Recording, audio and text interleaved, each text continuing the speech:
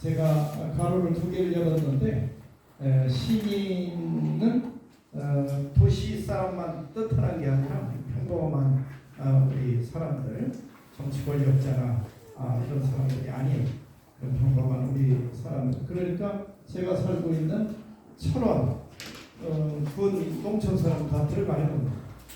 그리고 이제 평화 통일운동 이렇게 하지 않고 평화하고 제 가로를 열고 닫고 통일 운동을 한 것은 의미가 있습니다. 우리나라가 앞으로 어떻게 이 통일을 바라보는 우리의 관점이 변해야 될 건가 하는 것을 제가 철원에 가서 10년 있으면서 좀 생각한 걸 여러분들에게 전해드리도록 하겠습니다.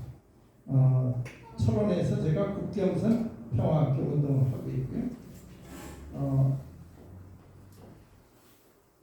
조금 전에 여기서 여러분들 같이 읽으셨지만 한국 YMCA 목적문, 그러니까 YMCA는 어떤 일을 하는 데냐 하는 그 사상적, 신학적 근거를 둔 것이죠. 짧게 되어 있지만 2014년에 개정 목적문을 했습니다. 1976년도죠. 목적문이 한국에 이렇게 있었고 그것이 한 40년 만에 새로운 시대를 사는 YMCA가 정신을 좀 더 진전시키는 그런 목적문을 개정해서 냈는데 이 목적문 토론회를 상당히 이렇게 아주 밀도 있게 했습니다. 저도 이 목적문 토론회에 참여해서 한국 YMCA가 어떻게 앞으로 나가야 될 건가, 어떤 또 민족사와 세계사에 기여할 건가 하는 얘기를 했는데 원래 있었던 YMCA 목적문은 한국 기독교 청년에는 젊은이들이 예수 그리스도의 복음과 삶을 따라 배우고 훈련하며 이거는 예전 목적문하고 다르지 않습니다. 이게 한국 YMCA 기본 신앙 고백이니까요. 예수 그리스도를 따르는 젊은이로서 산다는 거고.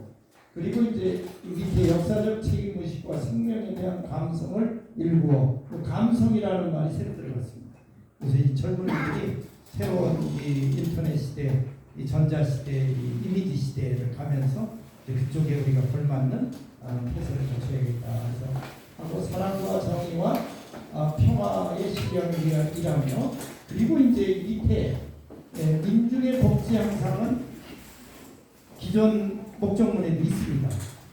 이것이 이제 예수 그리스도 갈릴리 예수님의 기본 정신이었기 때문에 병들고 가난하고 배고프고 힘든 이들을 고치고 위로하고 격려했던, 그리고 하나님 나라를 보여줬던 예수님의 정신. 이게 이제 민중의 복지 향상이라는 우리 현대적 언어로 말하는 거죠. 그리고 민족의 통일, 이게 새로 들어갔습니다. 이 부분이 개정목 예전에 없었던 목적문에 새로 들어간 표현입니다. 민족의 통일을 위해 세문화 창조에 맞이하고 하나님 나라를 이룬다 하는 건데요. 그때 이 민족의 통일 부분을 가지고 토론을 많이 했습니다. 이게 너무 당연한 건데, 이거는 우리가 목적문에 안 넣더라도 우리가 이 분단된 사회를 사는 한국 사람이라면 당연히 해야 되는 그런 일인데, 하여튼 짧게 다 모든 청소년들이 외울 수 있을 정도로 짧게 해야 되는 거에 너무 많이 읽지 말자, 그런 의견도 이제 있었고요. 그렇지 않다. 그래도 우리가 명시해서 우리 어린 청소년들부터 어른들이 늘 이 의식을 잊지 않고 살아야 됩니다. 왜냐하면 지금 이제 자꾸 분단 시대가 지연될수록 우리 사람들 머릿속에서 남과 북에 대한 이 관심이 멀어지고 통일에 대한 생각이 멀어지고, 또 우리 젊은 세대들은 이런 말도 학교에서도 교회에서도 가정에서도 못 듣고 배우니까 이게 분단 시대에 사는 대한민국 사회가 전체로 알고 다 잊고 산다는 거죠. 그렇기 때문에 이제야말로 이때 다시 한번 기억을 환기시키고 이건 잊지 말아야 될 것이라는 것을 우리가 넣어야 된다. 이런 이제 토론들이 있었고 끝내는 이제 넣습니다. 그래서 청소년 어린이 때부터 우리나라는 남북이 안 되고 어떻게든지 여러 가지 어려움이 있어도 우리가 하나의 민족, 하나의 나라라는 것을 잊지 않도록 해야 된다.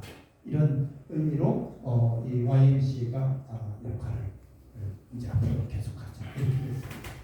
사실 여기에 평화통일이라는 말로 저는 이렇게 많이 얘기했는데 뭐 그거는 또 그렇게 하냐 여기에 평화의 실현이 있으니까 이거는 또 반복적인 게 아닌가 이런 토론이 있어. 여기서는 나라가 하나 되는 통일이라는 부분만 이렇게 있습니다.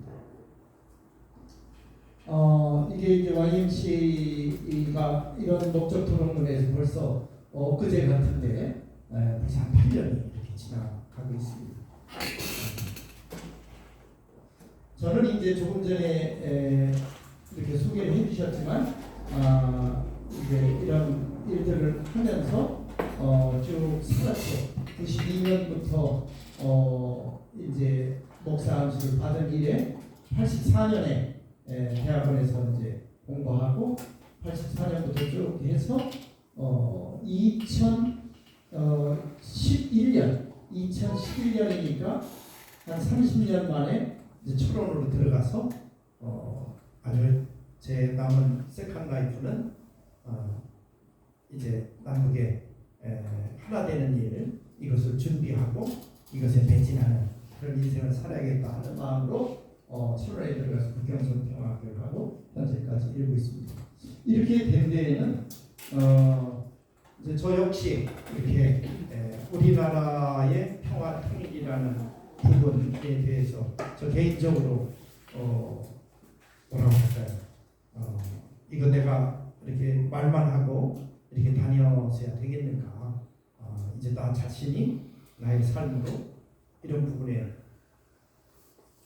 살아야 되는 게 말과 삶과 행동이 일치돼야 되지 않겠는가? 이런 도전이 계속 왔었습니다. 이제 그것이 이제 저를 철원으로 들어가게 한 거죠. 이제 서울에서 살다가 제가 먼저 들어가고 1년 후에 두 딸과 엄마가 아내가 들어왔죠. 그러면서 이제 현재 살고 있는데 그때의 저의 심정은 남북한 평화통일 시대를 준비하는 피스메이커 이 준비를 해야 하는데 제 마음속에는 반드시 남북이 하나 되는 그 시대가 오는 거는 반드시 그런데 그냥 감이 떨어지듯이 감이 익으면 떨어지듯이 그걸 언제까지 밑에서 기다려야 되니까 그런 우화도 있잖아요. 그래서는 안 되겠다. 나 자신이 들어가서 이 일을 준비하는 일을 해야 되겠다 하는 생각이 2011년 9월에 이제 철원에 들어갔고요. 그곳에서 남북 평화 통일 시대를 준비하는 피스메이커, 영어로는 피스메이커인데 이게 평화를 위해 일하는 사람들이라는 뜻입니다. 성서에는 마태복음 5장 9절에 있죠. 평화를 위해 일하는 사람은 복이 있다. 그들이 하나님의 자녀라고 불릴 것이다 하는 예수님의 산상수훈의 복음입니다. 이제 그 복음이 우리 이 일을 준비하는 일의 기초가 되죠. 그래서 피스메이커, 남북 평화 통일을 준비하는 그런 사람 일꾼을 길러내자. 결국 저도 신학 고백적 차원에서 이 일을 하는데 하나님이 이 땅에서 일을 할 때는 반드시 사람을 통해서 하나님이 일을 하시잖아요. 하나님이 직접만 하시는 게 아니라 그 사람을 통해서 할 때 우리나라 남북이 하나 되는 그 일을 하나님의 일을 대신한 그 사람들이 피스메이커 이렇게 생각하고 피스메이커를 준비하는 학교를 시작하게 된 겁니다. 거기에는 우리 시민들이 이런 평화 통일에 대한 신념과 그리고 믿음과 그날은 반드시 온다는 그런 비전 먼저 보는 거죠. 그날 온다. 일반 사람들은 다 잊어버릴 거예요. 잘 안 되니까 안 온다. 그건 이제는 끝났다. 그러지만 피스메이커는 온다. 미리 보고 있고 그날. 그리고 오기 때문에 그 일을 준비하고 그리 우리의 일이다.